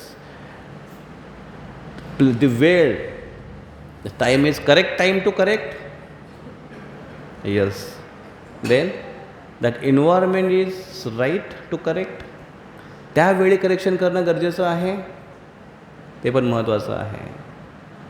भर सभेमध्ये बसलेले आहेत, भर क्लासरूममध्ये बसलेले आहेत आणि एखाद्या मुलाने किंवा एखाद्या भक्ताने जर चुकी केली असेल, त्याला उभं केलं, हे तू हां उभा राहा उभा राहा उभा राहा, ते तू काल असं काय असं असं केलं असेल, हे योग्य आहे का करणं? किंवा हा फलाना व्यक्ती आहे, किती माळा केल्या काल? नाही प्रभूजी मी 4च माळा. 4 माळा करतोय फक्त, 4 माळा फक्त करतोय. अरे ठीक आहे, पण 4 चौघामध्ये उभं राहून काय त्याला फासावं लटकवणार आहे की काय? 4 माळा केलाय म्हणून नो. म्हणून योग्य स्थान पण महत्त्वाचं आहे. म्हणून appreciation should be publicly and correction should be alone. एकांतामध्ये करेक्शन करावं लागतं, पब्लिकमध्ये ॲप्रिशिएशन करावं लागतं. आपल्याला उलटं करायची फार सवय लागली. 4 चौघात इन्सल्ट करणं आहे ना? नाही. कृष्ण ह्या सगळ्या गोष्टीचं पालन करतायत. अर्जुन बघा पहिला शरणागत आहे. कृष्णाने अर्जुनामध्ये प्रेमाचे संबंध आहेत. अर्जुनाने कृष्णाने दयेच्या भावनेने त्यांना करेक्शन दिलं. यस. अर्जुनावर दया दाखवली. आता त्यांनी काय की याची अवस्था फार वाईट झालेली आहे, त्याला सांगतो आता. उद्देश काय आहे? युद्ध करणं उद्देश आहे, योग्य कर्तव्यावर जाणं उद्देश आहे. उद्देश ठेवून उटपटांग प्रश्न विचारले अर्जुनाने, पण कृष्णाने उत्तरं दिले. सही कारण. Arjun, Krishna was right person to answer correct? Yes. Krishna was right person to correct because now Krishna is a guru. Arjuna is surrender to Krishna. अर्जुनाने कृष्णाला म्हटलं की मी तुम्हाला शरणागत आलेलो आहे, मी तुमचा शिष्य आहे. शिष्य असते हा, मी तुमचा शिष्य आहे. मार्गदर्शन. Right person. योग्य वेळ होती. यस. योग्य वेळ होती. योग्य जागा होती. यस. योग्य जागा होती. दोघेच होते. योग्य जागा होती. आणि म्हणून कृष्णाने अर्जुनाला करेक्शन दिले. आणि कसे म्हटले? परखड शब्द आहेत ते. अशोचन अन्वशोचस्तम प्रज्ञावादांश भाषते गतासून अगतासूंश न अनुशोचंती पंडितः. याच्यातून एक प्रिन्सिपल हा पण आहे की जेव्हा आपल्याला मार्गदर्शन हवं असतं, शिकायचं असतं, पुढे जायचं असतं, तेव्हा करेक्शन सहन करणं किंवा करेक्शन स्वीकारणं, करणं म्हणण्यापेक्षा स्वीकारणं हे आपल्याच लाभासाठी असतं. आणि म्हणून ती तयारी ठेवायची असते. हरे कृष्णा कृष्ण कृष्ण हरे हरे, हरे राम राम राम हरे हरे. ग्रंथराज श्रीमद्भगवद्गीता की जय. श्रील प्रभुपाद की जय. कोणाचा काय प्रश्न आहे?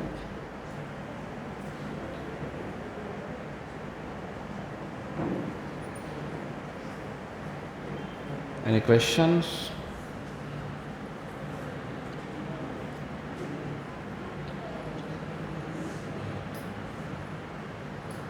Okay.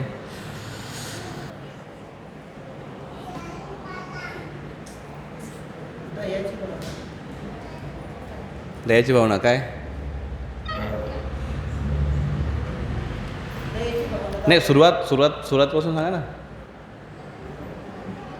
काय चर्चा केली आपण? सांगा. गायकवाडवर सांगतायत. योग्य वेळ योग्य स्थानावरती. हां, करेक्शन ते आपण शेवटी घेतला तो पार्ट. सुरुवात ना करेक्शन कोणी आणि काय करावं ते आपण नंतर घेतलं.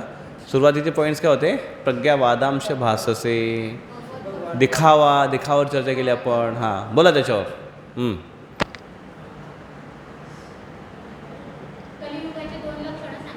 हां, असे पॉईंट सांगा. शाबास, मातांसाठी जोरात टाळ्या. वा, सांगा कलह आणि कलह म्हणजे काय आणि दंभ म्हणजे काय सांगा. दिखावा करणं कलियुगाचे 2 लक्षण आहेत. आणि ते या श्लोकामध्ये कुठे त्याचा उल्लेख येतो. प्रज्ञावादांश भाससे. फार बुद्धिमान असं स्वतःला दाखवतोस तू. दिखाव्याची दुनिया आहे. ओके, त्याच्यावर आपण काय काय चर्चा केली दिखाव्यामध्ये. कलियुगाचे लक्षण आहे दिखावा करणं. आपण काय चर्चा केली त्याच्यावर.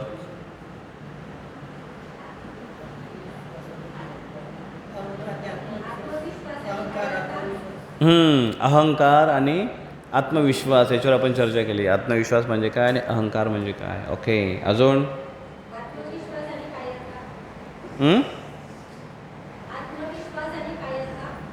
ओके, आत्मविश्वास आणि कायरता. गुड. आणि भक्ती म्हणजे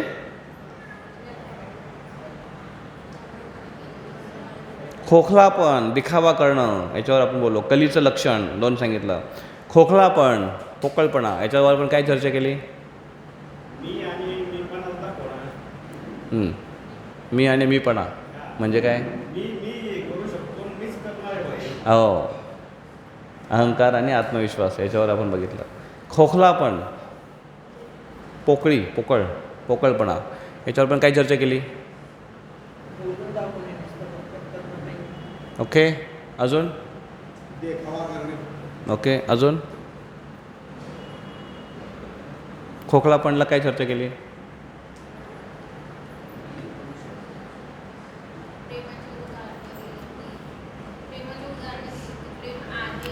खोखलापणवर आपण काय चर्चा केली. खोखलापण भक्तीमध्ये आपण नुसते पोकळपणा राहू नये. भक्ती कारले कारण. ओके, अजून. नाही. खोखलापण म्हणजे आपण पोकळपणा. भक्तीमध्ये आपल्याला दृढता, स्टब्बर्न. हां, श्रवणवर सांगितलं आहे की ती मॅच्युरिटी कशी येईल. खोखलापण म्हणजे पोकळपणा, पण योग्य मॅच्युरिटी कशामध्ये येईल. कशाने मॅच्युरिटी येईल. श्रवण आणि अध्ययन. त्याच्यावर मी उदाहरण दिलं होतं गुरुजींचं, आमच्या सरांचं उदाहरण दिलं होतं बोट ठेवून वाचणं. श्रवण आणि अध्ययन.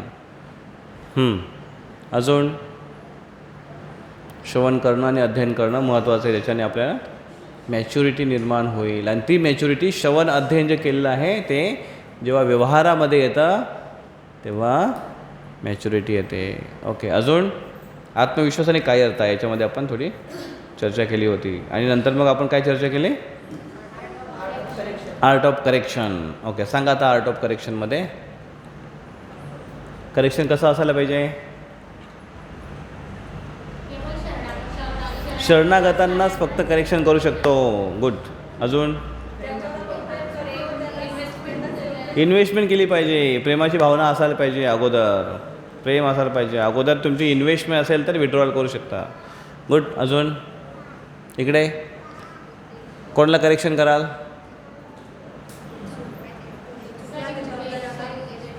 तिकडे मागच्यांना बोलू दे जरा. हां, समर्पण. ओके, समर्पण असलं पाहिजे.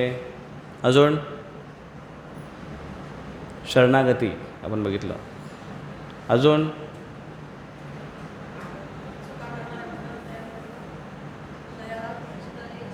दयेची भावना पाहिजे. दयेची भावना पाहिजे तर आपण करेक्शन करू शकतो. अजून उद्देश विसरला नाही पाहिजे. अजून right person, right time and right place असेल तेव्हाच करेक्शन केलं. राईट पर्सन पाहिजे करेक्शन करणारा. राईट प्लेस, योग्य वेळी करायला पाहिजे करेक्शन. मुलांच्या बाबतीत तरी हा फार चांगला नियम आहे. पॅरेंटिंगमध्ये येतं की योग्य वेळी तुम्ही करेक्शन करता का. कधी कधी योग्य वेळी करेक्शन होत नाही. जेव्हा त्यांनी चूक केली तेव्हा निग्लेक्ट केलं जातं, दुर्लक्ष केलं जातं. आणि कधी कधीच आपला राग जेव्हा उफाळून येतो तेव्हा पार्टनर जोरात धबाका दिला जातो. पण त्याला बिचारायला समजत नाही की मी काय चुकलो. आणि त्याला सांगितलं ते परवा माहिती आहे का तू काय केलं होतंस. तर परवा विसरला तो, आईच्या अजून डोक्यात आहे. आई त्याचा धबाका दिला आणि त्याला आठवलं, अच्छा आम्ही असं केलं होतं का, त्याचा सिरियसनेस निघून गेला. पण मुलांच्या बाबतीत लगेच करेक्शन योग्य पद्धतीने करणं गरजेचं आहे. Okay, are you right person, योग्य व्यक्तीने योग्य वेळीस आणि योग्य ठिकाणी करेक्शन करणं गरजेचं आहे. 4 चौघात मुलांचा इन्सल्ट करू नका. खूप पॅरेंट्स आमच्याकडे मुलांना घेऊन येतात आणि मुलांना म्हणतात, प्रभूजी तुम्ही तरी याला समजवा, अजिबात ऐकत नाही. झालं, तुम्ही तिथंच तोडून टाकलं त्याला. हा अजिबात ऐकत नाही, याला काहीतरी सांगा. आता तुम्हाला काय वाटतं, आमच्या सांगण्याने तो ऐकणार आहे? तुम्ही लहानपणापासून त्याला सांगत आले तेव्हा तो ऐकत नाही, आणि आता 2 मिनटात तुम्ही आमच्याजवळ आणला आणि आम्ही सांगून तो ऐकेल? कशाला ऐकेल तो? कोण कोणाचं ऐकतं? कोण कोणाचं ऐकतं? ज्याचे त्याचं रिलेशन आहे. अगोदर रिलेशन बनवू द्या. मग रिलेशन बनवण्यासाठी तुम्ही पहिलंच सांगितलं की प्रभूजी हा अजिबात ऐकत नाही, म्हणजे हा आहे ना 1 नंबरचा टुकार आहे, टुकार. तुम्ही पहिलेच त्याची जर इज्जत डाऊन केली तर कसं रिलेशन तो जोडेल? तो आपल्याशी रिलेशन जोडणारच नाही. तो म्हणेल की अरे पहिलाच मला माझ्या मला आईने यांच्या नजरेतून मला पाडलं पहिलं तेच. कसं रिलेशन बनेल ते? म्हणून हे कधीच नाही केलं पाहिजे. ज्यांच्याकडे तुम्ही त्याला घेऊन येत आहे करेक्शनसाठी, त्याच्याकडे घेऊन त्याला सांगायचं प्रभूजी हा माझा मुलगा आहे, किंवा अगोदर फोन करून सांगा प्रभूजी माझ्या मुलाला आता आणतो आहे, थोडा असा प्रॉब्लेम आहे त्याचा, तर थोडंसं तुम्ही त्याला बघा. आणि जेव्हा तुम्ही आणताय तेव्हा त्याला इंट्रोड्यूस करा, प्रभूजी हा माझा मुलगा आहे, एवढी येतेला आहे, असं असं नंबर काढतो आणि हा चांगला अभ्यास करतो, थोडं तुम्ही मार्गदर्शन करा. प्रभूजींना तुम्ही ऑलरेडी मॅथ्स फिक्सिंग केलेली आहे, त्यांना माहिती आहे नक्की काय बोलायचं. ते बस अरे वा वा वा छान छान छान, बैस बैस बैस बैस, हां काय करतोस मग तू, कसा आहेस तू, हे येते मग तू असं हे करतोस का, मग हे नाही, अच्छा अरे वा हे छान करतोस, मग तू असं पण कर. याला एनकरेजमेंट म्हणतात, बूस्टिंग म्हणतात. कोणी कोणाचं का ऐकेल? तुम्ही आता इथे सगळेजण येत आहे, सत्संगला अटेंड करताय, तुम्ही एवढी सेवा करताय, काही भक्त येऊन कुकिंग करताय, सब्जी आणण्यापासून, इथे हॉल अरेंज करण्यापासून, भांडे घासण्यापासून, सगळं ठेवण्यापासून, हे सगळं काय करताय? कोणाला पगार भेटतो? काम करण्याचं एक फोर्स, एक प्रेरणा या समाजामध्ये काय आहे? धन, पैसा. बिना पैशाचे लोक बाहेर काम करत नाही का? पैसा हे त्यांचा फोर्स आहे, काम करण्याची एक प्रेरणा आहे. पण मग इथे जर पैसा नाही दिला जात काम करण्यासाठी, सेवा करण्यासाठी, तर मग इथे अशी कुठली फोर्स आहे, कुठली प्रेरणा आहे ज्याच्याने आपण कार्य करतो आहे, सेवा करतो आहे? ते म्हणजे भक्तीची फोर्स आहे, भक्तीची प्रेरणा आहे. भगवंतांप्रती आपण प्रेम जागृत करण्याचा प्रयत्न करतो आहे आणि त्यांच्याप्रती आपण सेवा अर्पण करण्याचा प्रयत्न करतो आहे. तर भक्ती ही आपली फोर्स आहे आणि ज्याची भक्ती जेवढी वाढेल त्याची सेवा तेवढी वाढेल. मग ती सेवा श्रवणामध्ये असेल, अध्ययनामध्ये असेल, प्रचार कार्यामध्ये असेल किंवा बाकी सेवेमध्ये असेल, आणि तीच त्याची मॅच्युरिटी भगवंतांप्रती.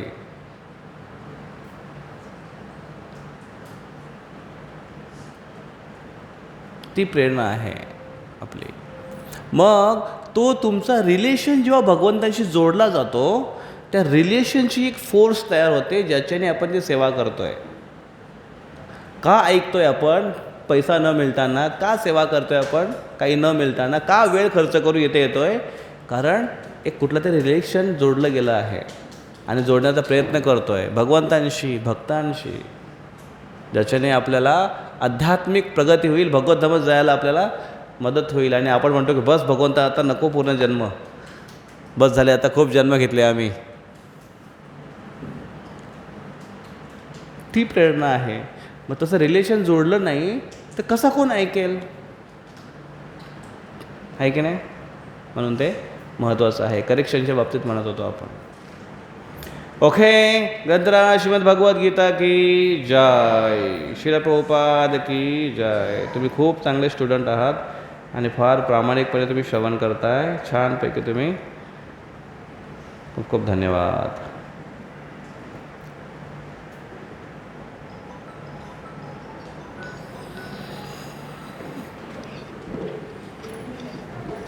हरे कृष्णा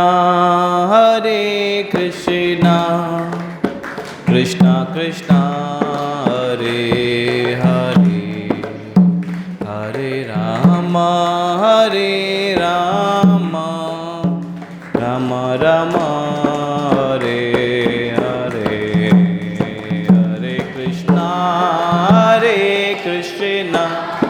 बोलो.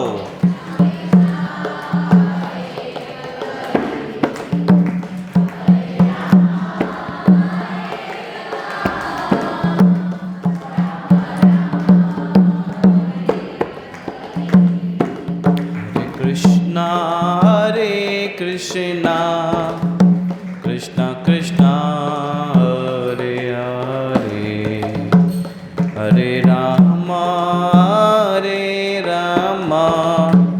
राम राम हरे हरे हरे कृष्णा कृष्णा कृष्णा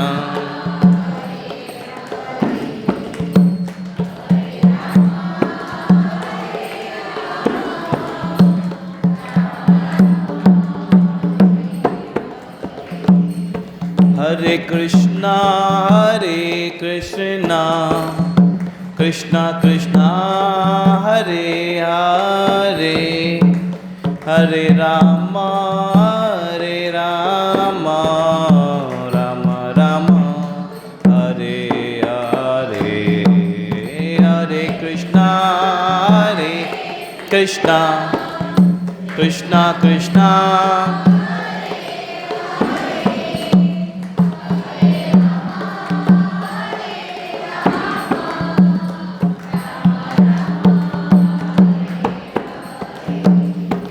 हरे कृष्णा कृष्णा कृष्णा हरे हरे हरे राम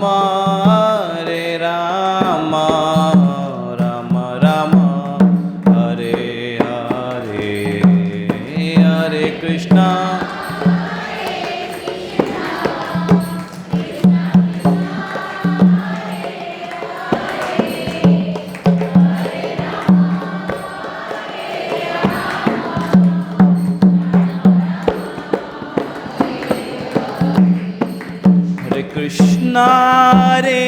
कृष्णा कृष्णा कृष्णा हरे हरे हरे राम